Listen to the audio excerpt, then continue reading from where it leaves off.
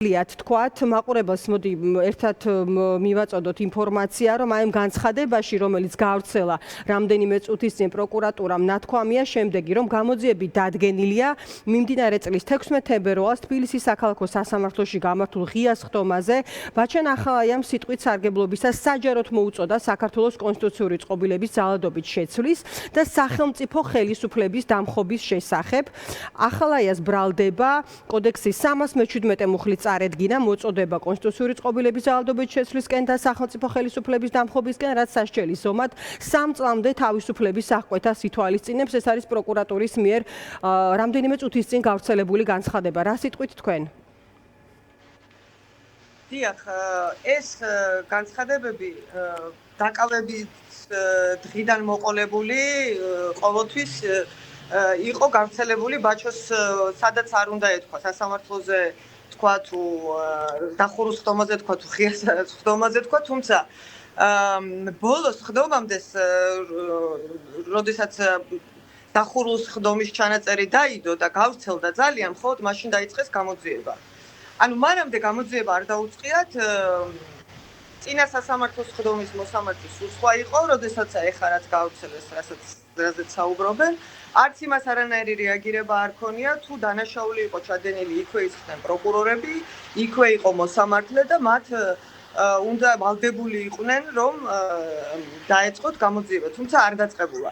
ეს არის მიზანმიმართულად გაკეთებული, უბრალოდ იმიტომ, რომ იციან, რომ მთელი საქართველო ესე ფიქრობს, საქართველოზე მაქვს ლაპარაკი და არა პრორუსებზე და რუსეთზე, ესე ფიქრობს, ამიტომ ამისი ძალიან ეშინიათ და პრევენციულად გააკეთეს ეს, იმიტომ რომ სხვამ არ გაბედოს და ესეთი განცხადება არ გააკეთოს.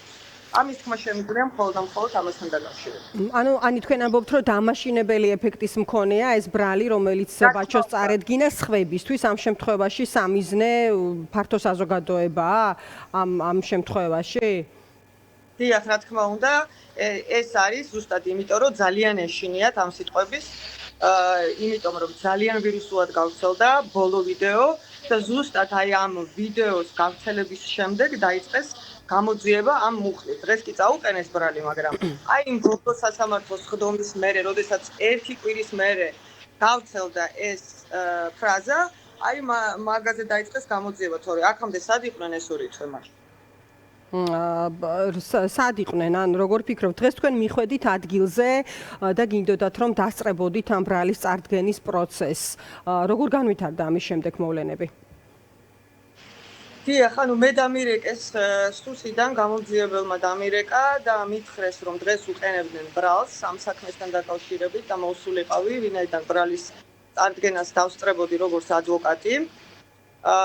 მოვედი, მაგრამ არ შემიშვეს მიუხედავად იმისა, რომ ორივე საქმის პროკურორი, სხვადასხვა საქმეა, ხო ხვდებით, ის არის 4 ოქტომბრის საქმე, რომელშიც მე რატომღაც ჯერ კიდევ მოწმე ვარ, მიუხედავად იმისა, რომ ღიად ვაცხადებ, რომ არ უნდა ვიყო მოწმე, ეს არის ჩემი უფლება, რომ არ ვიყო მოწმე ოჯახის წევრის წინააღმდეგ, მაგრამ ხელოვნურად ჯერ კიდევ ვარ მოწმე. ეს არის სულ სხვა საქმე.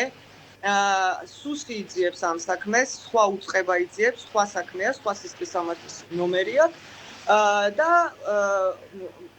რა ქვია, სისხლის სამართლის საპროცესო კოდექსში პირდაპირ მე-60 მუხლში წერია, რომ ნებისმიერ ადვოკატს უფლება აქვს ჩაერთოს სისხლის სამართლის საქმეში, თუ იმ საქმეში არ არის მოწმე, ან არ ყოფილა იმ საქმეში რაღაც ადვოკატი, ან რაღაცა სხვა, ან მოსამართლე, ან ასე შემდეგ. მე-60 მუხლში არის განმარტებული ზუსტად ის, რასაც მე დღეს დილიდან აქ პროკურორებსაც მივწერე, არ მპასუხობენ ტელეფონზე, მომწერეო ესეთი მესიჯი გამომიგზავნეს, მივწერე, ნახეს კიდეც, მაგრამ არანაირ პასუხს არ მცემენ, იმიტომ რომ რა უნდა მითხრან, ეს არის ჩემი როგორც ადვოკატის უფლებების დარღვევა, მე მიმართე ადვოკატთა ასოციაციის თავმჯდომარესაც ვესაუბრე ბატონ ირაკლის და ძალიან დიდი იმედი მაქვს, რომ ჯერ კიდევ ერთადერთი დამოუკიდებელი ინსტიტუტი ადვოკატთა ასოციაცია გააკეთებს შესაბამის განცხადებას ამასთან დაკავშირებით.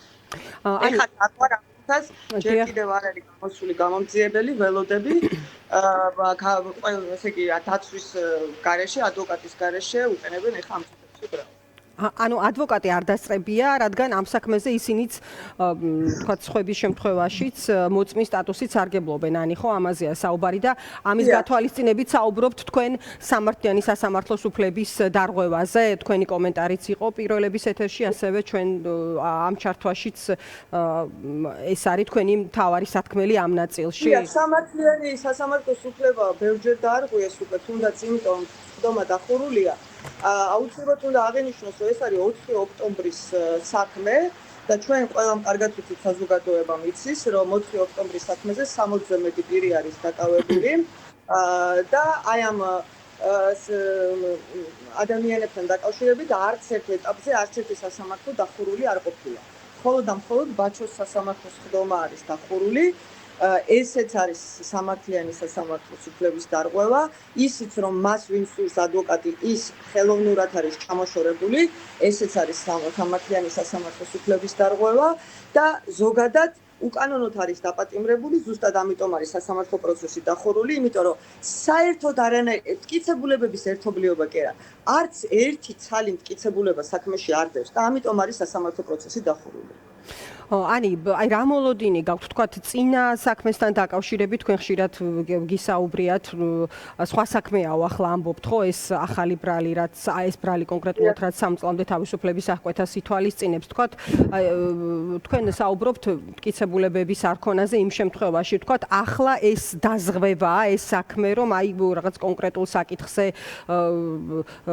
თქვათ მიედავონ ახალაიას როგორ ფიქრობთ და იყოს საფუძველი დაამაგრონ რაღაც გარკვეული ფრაზა და ეს ამის გამოყენება მოხდეს საბოლოოდ მისი იზოლაციისთვის თუ აი როგორ ხედავთ შემდგომ პერიოდს? არა, მე არანაირი ილუზია არ მაქვს, რომ სადაც ადამიანი დაიჭირეს ესე იგი იმის გამო, რომ უბრალოდ თავის ოჯახთან სამზარეულოში იჯდა და საერთოდ არანაირი შეხება არ ქონია, არც იმ დღეს აქციაზეც არ ყოფილა, სახში შემოვარდნენ ავტომატებით, დააკავეს მისი ტელეფონის ნომერი და თვითონ ტელეფონიც არ აქვს დღემდე დადგენილი და იძახიან რომ ტელეფონით აძლევდა რაღაცა იმას რა ქვია ინსტრუქციებს ორგანიზატორებს. ანუ ჯერ ერთი აბსურდია ზოგადად სამართლებრივად არ არსებობს ორგანიზატორების ორგანიზატორი. ეგეც აბსურდია.